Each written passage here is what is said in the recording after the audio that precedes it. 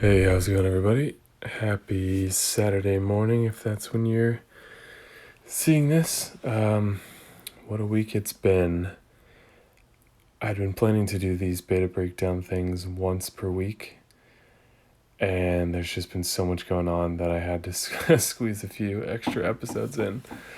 So, I'm not sure what the format is going to be going forward. The main purpose of this is to provide a resource to keep you guys up to date on things that are going on in the game so that you don't have to hunt down this information yourself. I feel like this was an opportunity for a good resource for people that are interested in the game but don't have the time or the interest in seeking out the information on the forum. So, yeah, I guess to serve that goal, I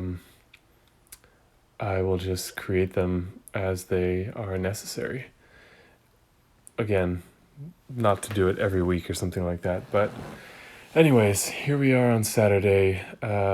This episode is going to be talking about the most up-to-date version of the proposed nerfs for Telluria and Vela, which are on version 5 now. So I skipped a couple versions this week just because of everything that was happening.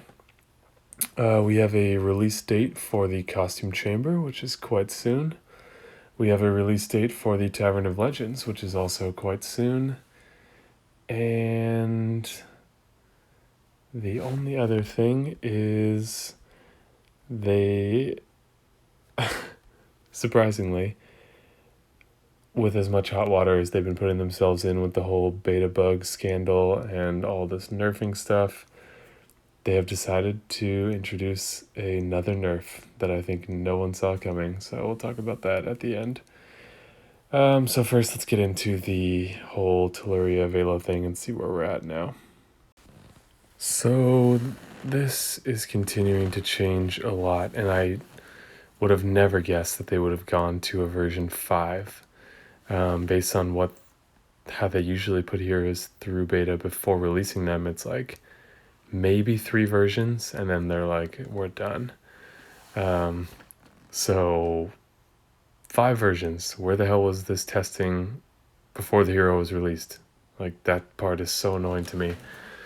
How all of a sudden they're like, oh, now we're gonna be careful and really try all sorts of different things. It's so weird. So let's go through what's changed across all version 3, version 4, and then where we're currently at with version 5. So version 3, we saw no change with Telluria. We did see a change to Vela, so I'll go over that next.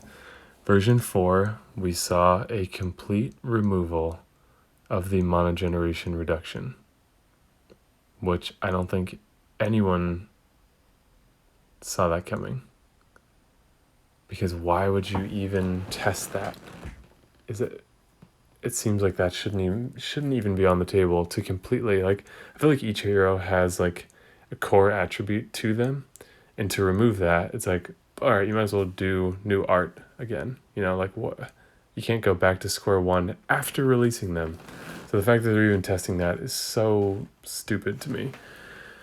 But they are, and what can we do about it? Not spend money, I guess, is the best thing to do. So completely removed it. Version 5, they put it back for 2 turns at 24%, and they lowered the heal to 306 for 2 turns.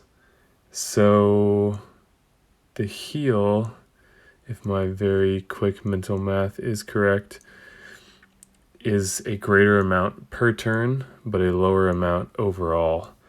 And this is starting to feel like a nerf to cut down the percentage and the amount of turns. It's hard to imagine this ending well because they seem to not be shy whatsoever about going to unpredictable lengths in their testing process. So, God, what do we need to have, like 20 versions? I feel like I have no idea what's going to happen at this point. And I wonder if they're just stalling to try to get people to cool off so that by the time the version does come out, we've been looking at them for weeks, so people are just less upset and more like, just stop screwing with it. I don't know.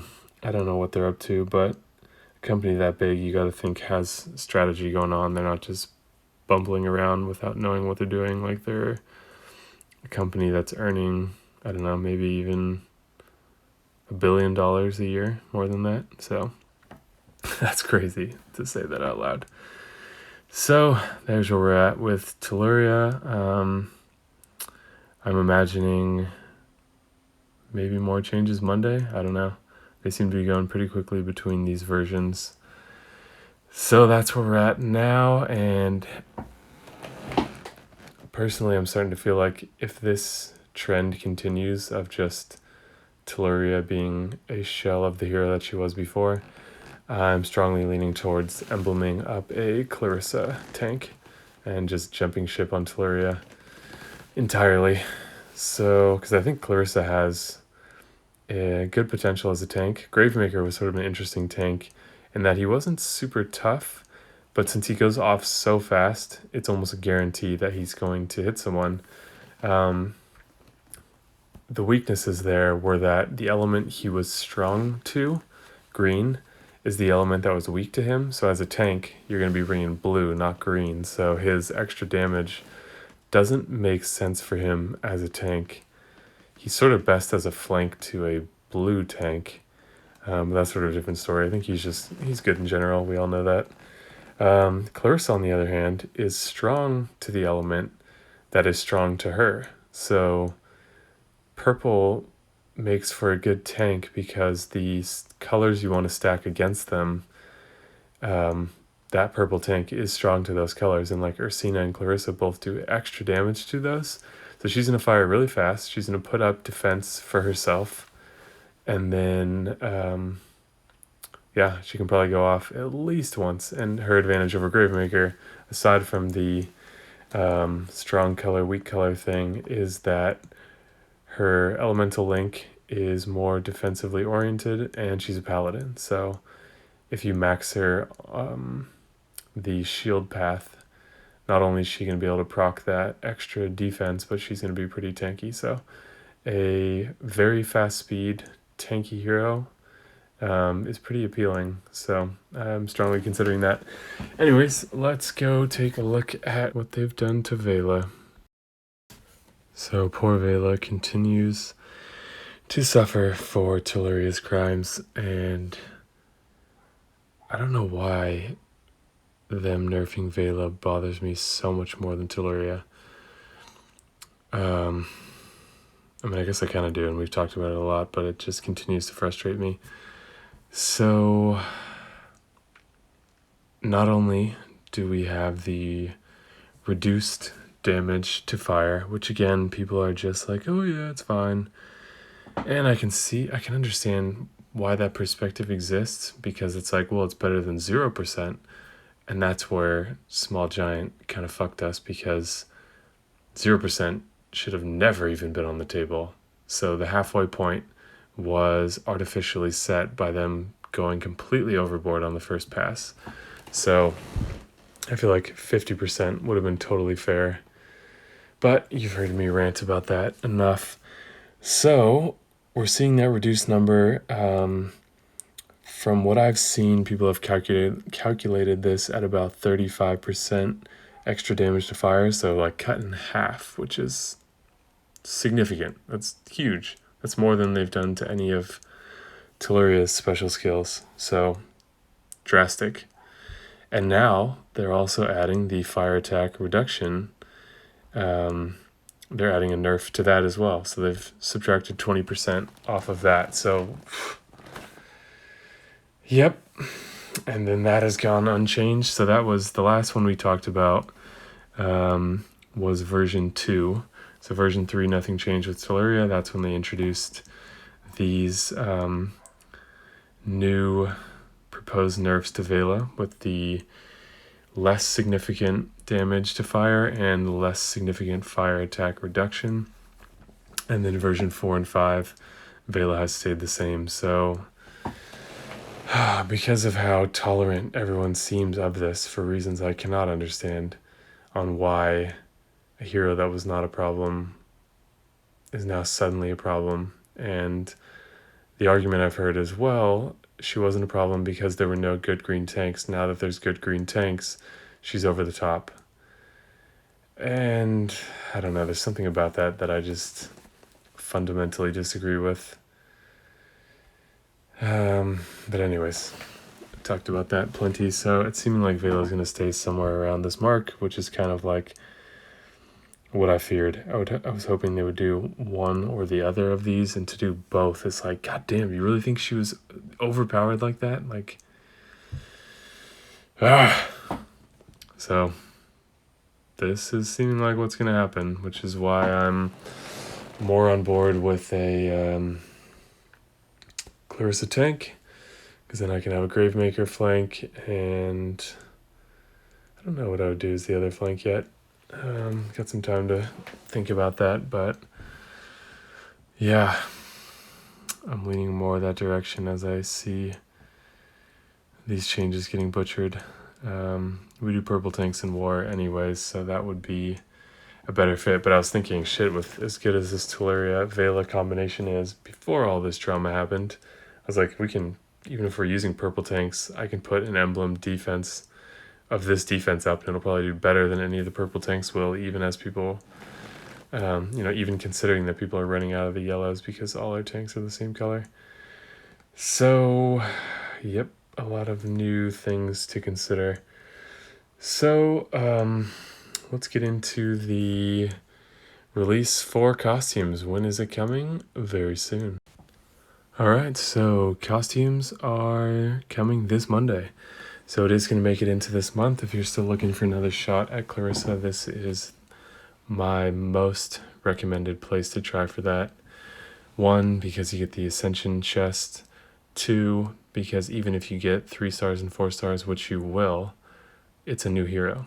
Any other portal, the 3 stars and 4 stars you get are the same old ones you probably have already, but these in the costume chamber will be new to you. You can still get some of the old ones, granted, but there will be 21 new costumes. So I think this is one of the best portals in the game, especially if you're new, because you get the regular hero and an alternate version that takes up no roster space.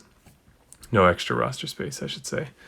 So the 21 new costumes are going to be Demisha, still don't know how to say that, Kashrek, Azar, the two different, the 5-star and the 3-star, Ishtok, Carver, Little John, Elkanin, Friar Tuck, Burden, Kirill, Magni, Renfeld, Balthazar, Caedmon, Kirill, different than Kirill, the 3-star blue, Bailiff, Catalin, Sertana, Boral, and Priska. So I haven't been keeping track at how many more costume drops we're going to need to keep up if they're following batch sizes similar to this. I would imagine one more rollout and then they will have gotten through all of them. So I'm not sure what's going to happen with the costume chamber after that. I'm sure it will still just continue to cycle through, but I wonder if they'll spice it up by adding anything to it. So that is happening. I'm pretty excited about that. I have a bunch of keys saved up. I haven't been able to decide if I want to use them because I already have 2 Clarissas and do not want any more. And I'm not really that interested in the June Hero of the Month, and we don't know who the July Hero of the Month is, and I don't really know if I want to save them for 2 months since there's so many new costumes that I could be using in the meantime. So we'll see. Next quick piece of information is the Tavern of Legends is arriving on Friday, May 22nd, so the end of this week, and will be lasting until midnight on that Sunday night, I think. Looks like it's lasting for 3 days. It starts at least in the time zone I'm in. I don't know if it varies from time zone to time zone actually, but anyways, starts May 22nd, 12 a.m., ends May 25th at 12 a.m. This is one I do not recommend using your gems in because you have a very small chance at a very diluted pool of heroes. So, up to you to decide, but in my opinion, there's a great chance you get someone who you're not that into or you don't have the materials for, or you already have, maybe, who knows.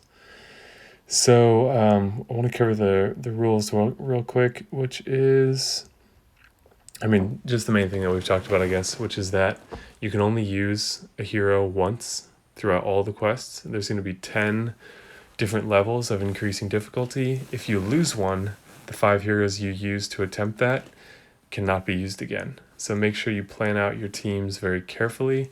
I would try to get away with using your weakest heroes for as long as you possibly can, even if it means you'll have to be careful if it's going to mean trying something that's probably too hard that would result in you wasting a team, depending on how deep your roster is. But just know that this is going to take some careful planning. You're going to have, it looks like, 3 days to do it, and maybe when it's going on, I'll try to dive into it early and can throw some advice up.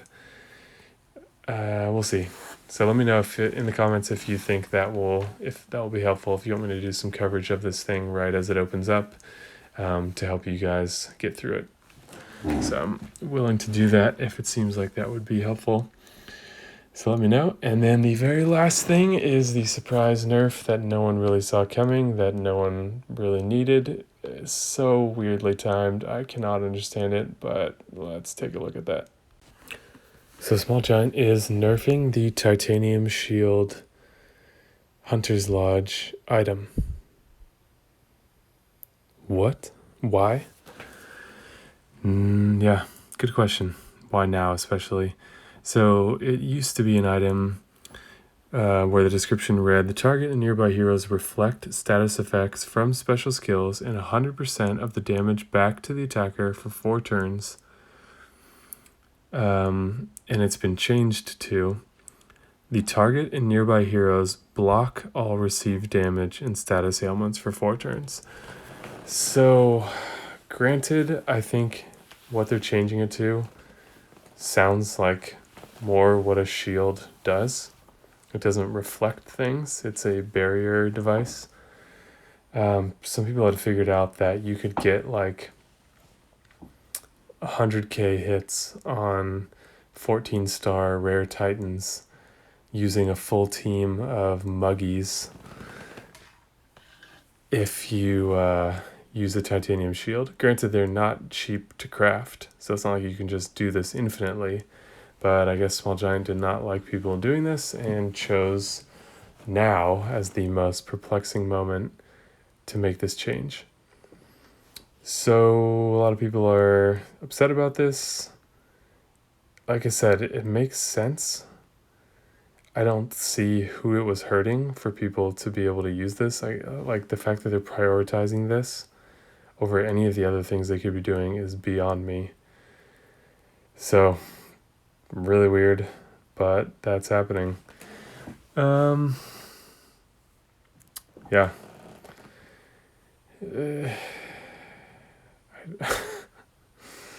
What are these guys doing? I do not. Maybe everyone's getting weird from working at home and they're just throwing them all off their priorities. So yeah, that will be, I don't know if that's going into, looks like it is going into beta to be tested. I don't see any reason why it's not going to happen. It's not like something where you need to see how it works. This one is much more clear because unlike a hero, there's no synergy with this and other heroes.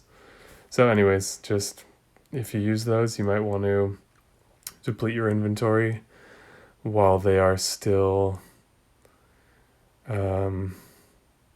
especially good, because they will be getting worse shortly. I don't know when they're planning to roll this out, but that was the final thing I wanted to talk about. So thank you guys for tuning in to this episode. Hopefully you found this information useful and not too infuriating. That's just the way things have been going lately. Yeah, let me know what you think about this stuff in the comments, if there's anything in particular that you like, things you really don't like. I don't know. It's interesting to read your thoughts. I still am managing to respond to all the comments, even though it takes a tremendous amount of work. So that May change at some point. I may be missing some here and there, so if I do miss your comment, definitely don't take it personally, because it is just me responding to like 100 comments at the same time, and not always in sequential order, so it gets a little tricky. But anyways, thank you guys for watching. If you enjoyed the video, leave a like. If you want to see more, subscribe and hit the bell icon. Thank you guys so much for watching, liking, commenting, subscribing, and all those things. Not only does it help the channel, but it makes me happy. So I appreciate you guys. And I'll see you in the next video.